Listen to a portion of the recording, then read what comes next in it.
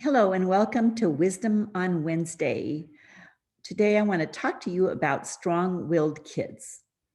Perhaps you have one, a child who refuses to comply, who argues with you, who is full throttle about everything and really just wants to do things his or her own way. If so, listen in. These strong-willed kids are certainly challenging to raise, but they're also very fun to see as they grow up into the strong leaders God calls them to be.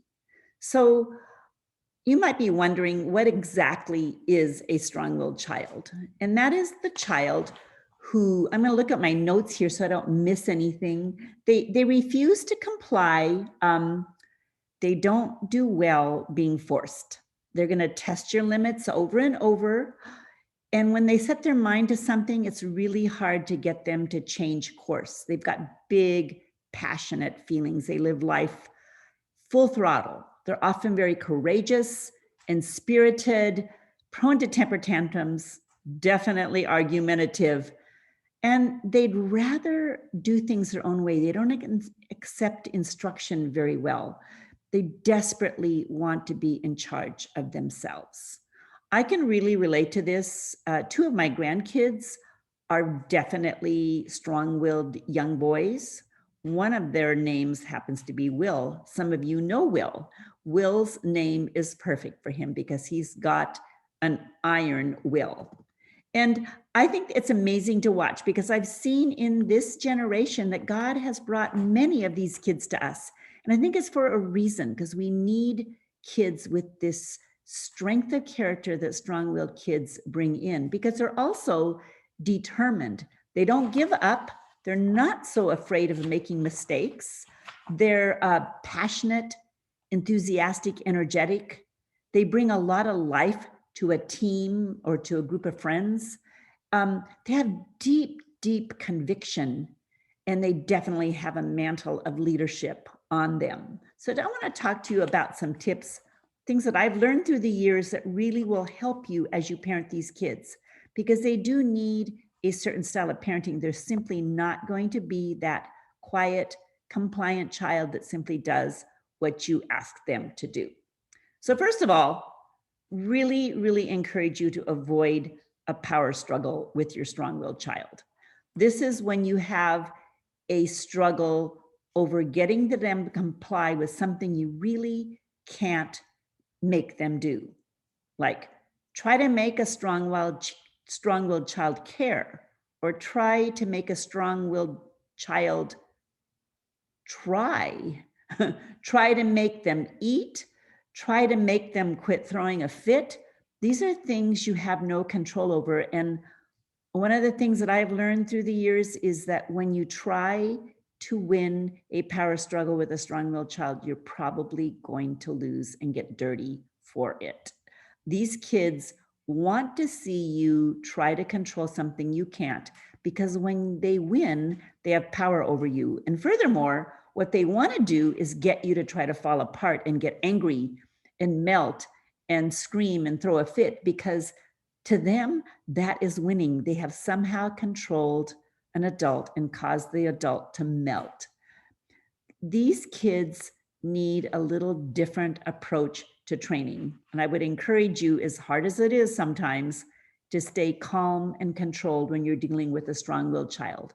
Anger simply isn't going to work. And I'm always thinking of the verse in James when I'm prone to wanting to grow angry at one of my strong-willed grandkids, in that anger does not produce the righteousness of God. It never works. It's a false grab. You might be able to threaten and bribe temporary obedience, but it does nothing to change their hearts. Instead, I would encourage you, when you're feeling like falling apart, to take a break, walk away, pray for Holy Spirit insight on leading this strong-willed child. I would wait to address a strong-willed child when they've calmed down, not when they're at full throttle coming at you. Wait until their passions are no longer defined by what they're frustrated over, or a blocked goal that's happened to them. Once they've calmed down, With my grandkids, I will often try to speak vision, asking them, who do you want to become and how do you want to act the next time this happens? I talk to them about how a leader needs to first learn how to follow in order to be a good leader, but none of this teaching is going to work until their emotions have calmed down. One important thing is to set clear, firm expectations ahead of time. I would say as few as you need with plenty of wiggle room because these kids do not like to be controlled. But remember, they're going to struggle switching gears from what they want to do to what you're asking them to do. So giving them advanced warning is helpful. Knowing what's expected actually gives them time to consider wise responses and you giving them an opportunity to show that they can do that. With William in particular, his first impulse to a command is to defy and say no or I won't. So I'll often stop and say, okay, you said that without thinking. How about if I give you another chance to answer in a way that would be wise? Just giving him a chance with a leg up, because sometimes he simply has said something without thinking, and then he's going to dig in and stand for what he has said.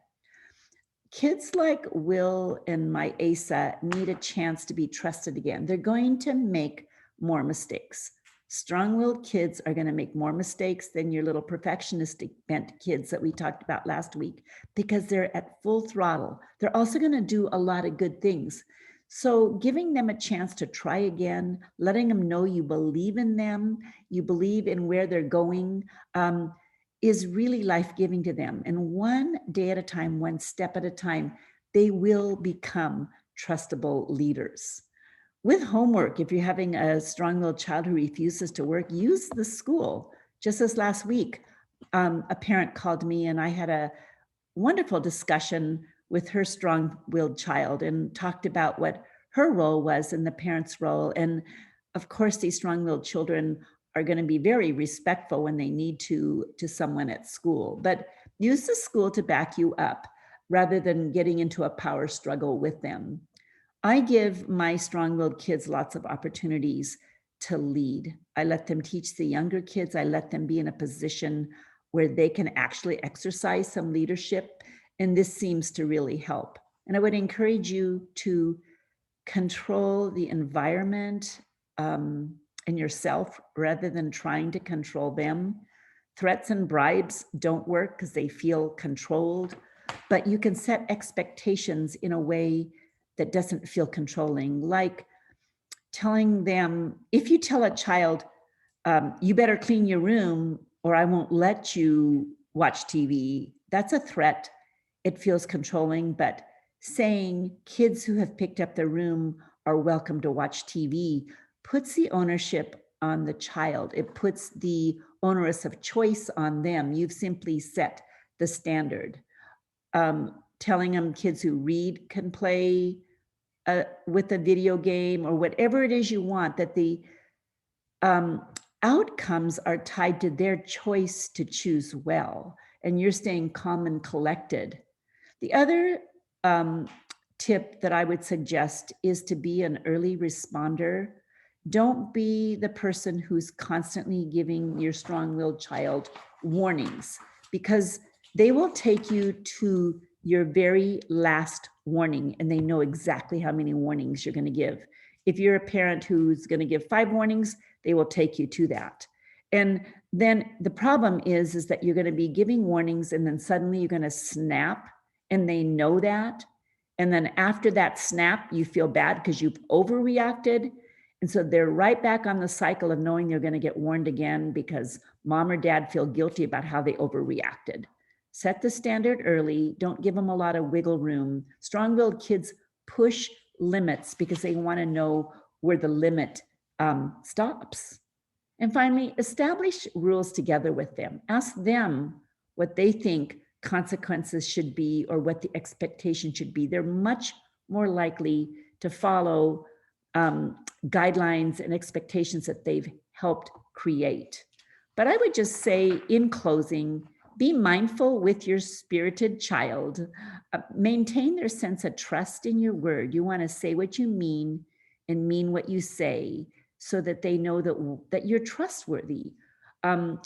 Promote their cooperation. We want to see them maintain their passionate personalities and grow up into the leaders God has called them to be along the way. So have fun, be thoughtful, and be glad that God has given you a child with a strength of character. Have a good day.